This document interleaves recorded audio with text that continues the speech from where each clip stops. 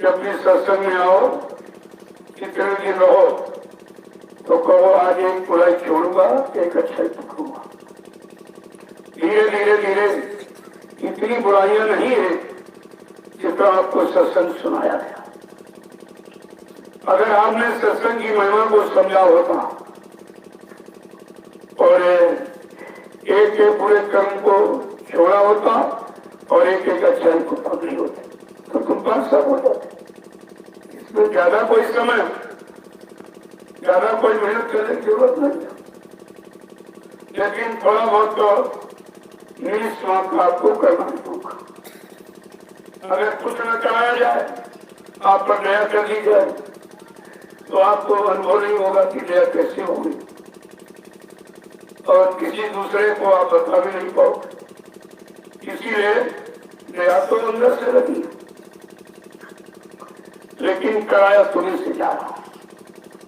कुछ सेवा करो, कुछ सत्संग सुनो, कुछ भजन करो, इसी में मालिक की दया मिल जाएगी, तुम्हारा काम हो जाएगा।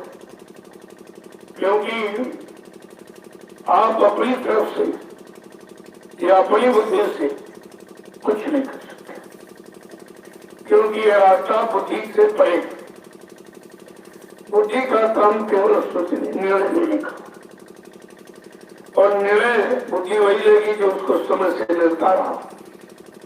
जब संत आए नहीं थे, रास्ता था नहीं, तो युक्ति मिली नहीं, साधन हुआ नहीं, सत्संग वचन मिले नहीं, तो बुद्धि निर्णय काहे करेगी। जिस माहौल वातावरण में रहा, बुद्धि विचारी उसी में निर्णय लेती है, ये अच्छा है, ये बुरा है, ये पाप, ये पुण्य। लेकिन वो रास्ता पाप पुण्य दोनों से अलग है। पाप पुण्य जब दो नाते उद्धव वो हमारे पूर्वासी। कृष्ण भगवान ने भी कहा था, तो जो सखियां काम करने आई और सबने यही बताया कि मैं जिस काम के लिए आया हूं, जब तक काम पूरा नहीं करूंगा मैं शरीर से जाऊंगा। तो कर्म के लिए शरीर ही चाहिए। अब यह है कि शरीर को किस कर्म में लगाया गया, कहां कहां फंसाया गया, कैसे कैसे भरमाया खाया गया, इतना पुराना घोर भरम कैसे खत्म हो जाएगा, इस बात में बहुत मुश्किल है। लेकिन संत महापुरुषों ने हार नहीं मानी। उन्होंने कहा, अगर जीव तेरे सत्संग वचनों को सुन ले और सुनकर गुणन मनन करके उस पर चलना शुरू कर दी, तो एक न एक दिन अपनी मंजिल पर पहुंच जाएगा। इसलिए सत्संग की महिमा है। सत्संग के अतिरिक्त और कुछ है ही नहीं। जब सत्संग सुनने लगोगे तब आपके अंदर एक अजीब गरीब भाव पैदा होगा, ये तो कभी सुना ही नहीं था, न कहीं पढ़ा था, न कोई किताब में लिखा, न किसी विद्वान ने बताया।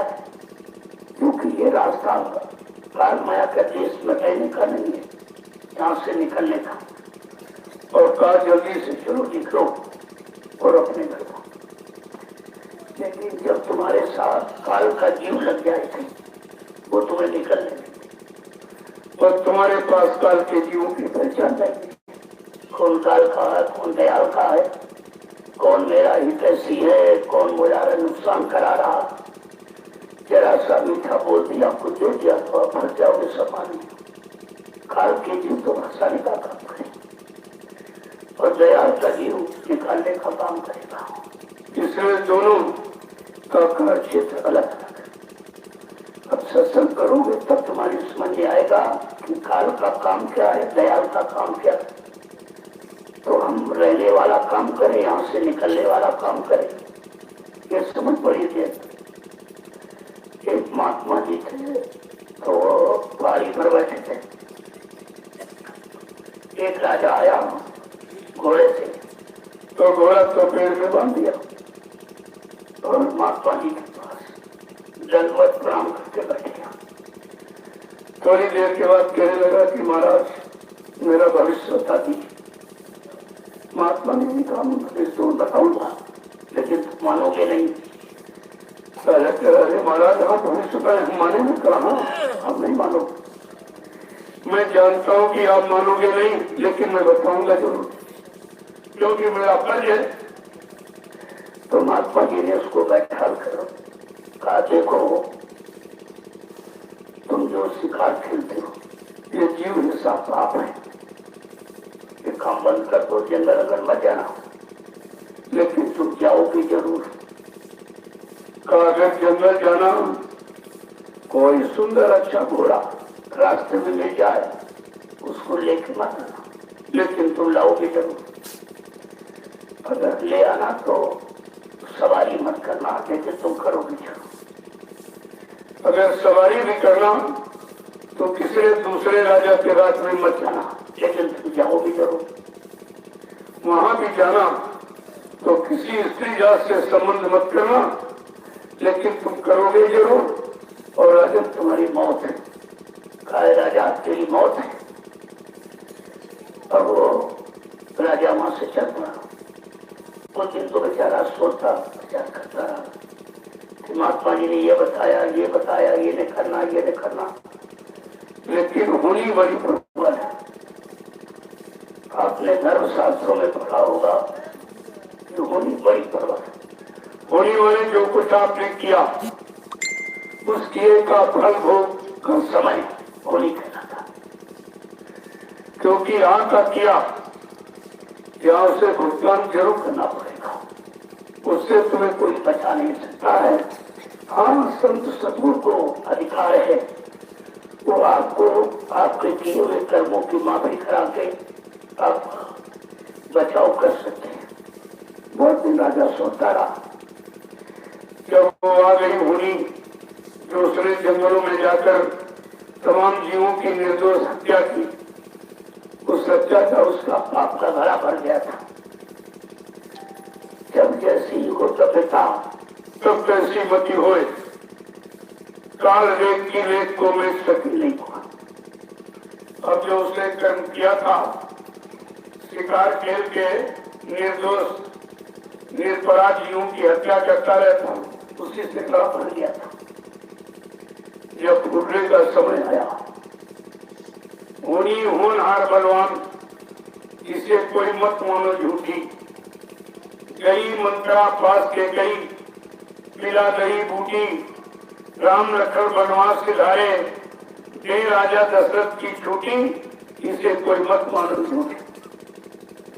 पर नारी के हेतु रावणा, नियत कली खोटी, परिणाम क्या हुआ? लंकगढ़ सोने।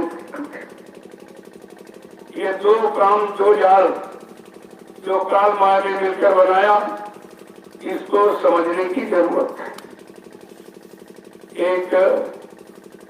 एक जाल दौलत, एक औरत, इससे बचना बड़ा मुश्किल है, क्योंकि जीवों को फंसाने के सबसे बड़े और प्रबल मजबूत जाल दो ही है, दौलत और औरत। अगर इसको समझ लिया, औरत को देखकर अगर माँ, बेटी, बहन, बहू का भाव आ जाए तो आपका कोई बिगाड़ नहीं होगा। धन को देखकर ये तो काल माया का सामान है, ये मिट्टी है, हमारे साथ न जाने वाला न हमारा काम करने वाला, तो चलो अगर ये माया आ गई है तो इसको सदगुरु के आदेश में खर्च कर दे। तो माया को भी खुशी होती है जब किसी अच्छे के हाथ हम पहुंचते हैं, हमको अच्छी जगह लगा देगा। जहां मैं लगूंगा वहां से लाखों लोग लाभ पाते रहेंगे। तो माया भी खुश होती है, वो भी चाहती है हमको किसी अच्छी जगह में ला दिया। अब 1000 रुपए लेके निकला तो शराब के ठेके पर चला गया, ठेके बर्बाद कर दिया। एक निकला तो सत्संगों में पहुंच गया और महात्मा ने आदेश दिया कि तुम कर्म कर्जा उतारने के लिए अपना धन यहाँ लगा दो, जहां से आगे आने वाले भविष्य में लाखों लोग लाभ उठाते रहेंगे, तुम्हारा ये काम सिद्ध हो जाएगा।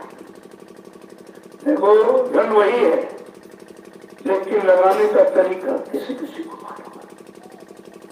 खर्च करने का तरीका किसी कमाते तो बहुत लोग आते कमाते, लेकिन खर्च करना नहीं मालूम है।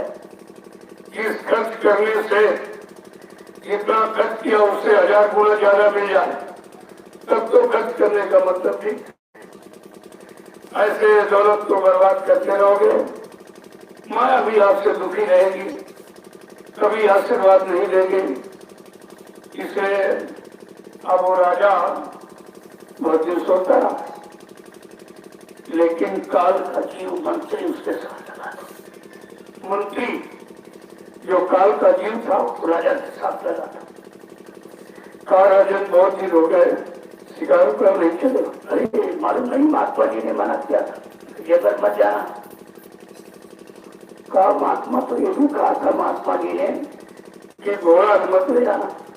देखो काल के जीवों के पास समझाने की बड़ी युक्ति होती, कोई न कोई तोड़ मरोड़ ऐसी करके तुम्हें समझा के बैठा देंगे। देखो राजा को बैठा रहा। अरे महात्मा जी ने भी कहा था घोड़ा मत ले आओ, तुम्हारे पास तो तमाम घुड़सवार सेना तुमको घोड़े की जाने में चलो। और उस मंत्री की बात मान ली और राजा घर से निकल पड़ा शिकार के लिए। लेकिन महात्मा जी का वचन था कि जंगल मत जाना, शिकार करना ही लगेगा।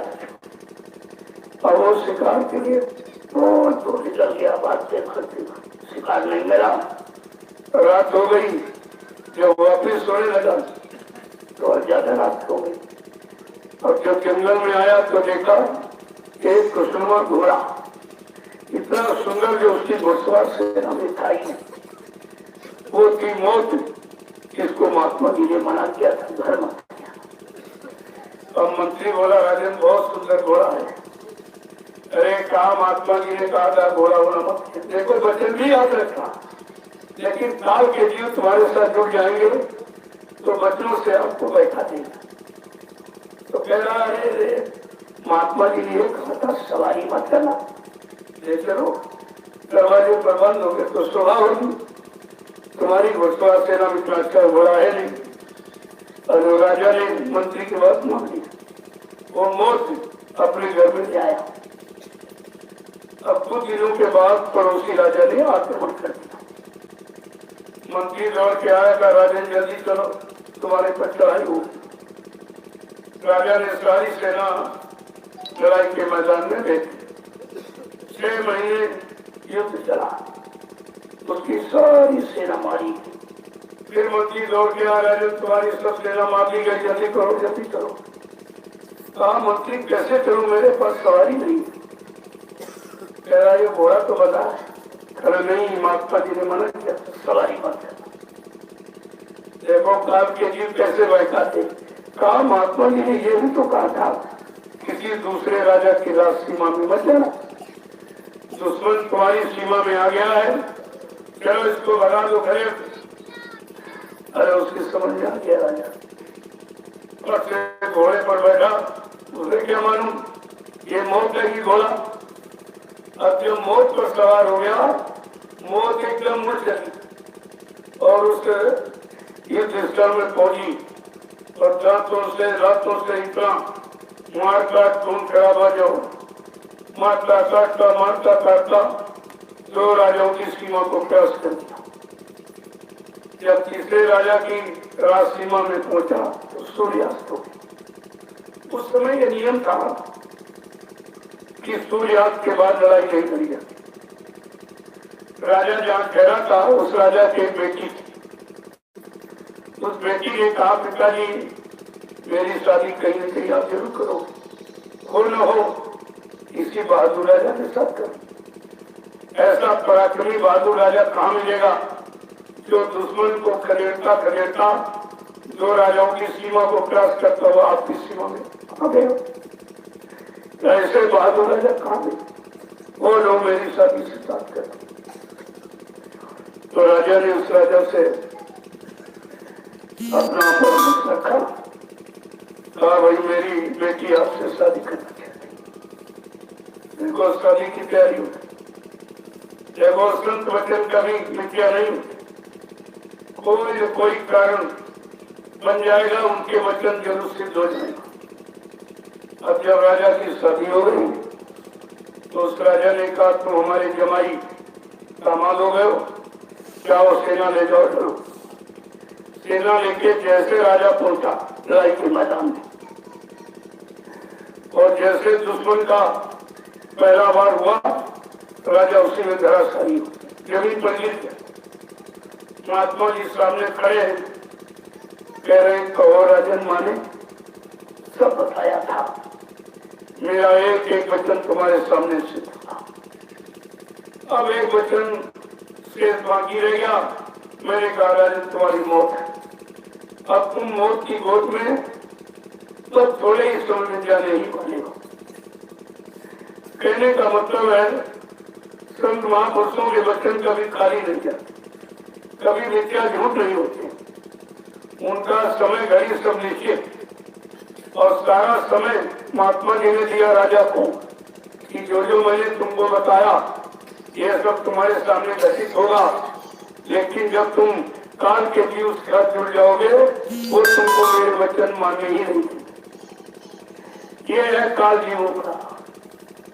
आज सदगुरु दयाल ने मेहनत करके 45 करोड़ जीवों को सतपथ के रास्ते में लाके खड़ा किया, लेकिन कुछ काल के जीवों ने प्रेमियों को एकदम बहका दिया, बर्मा दिया।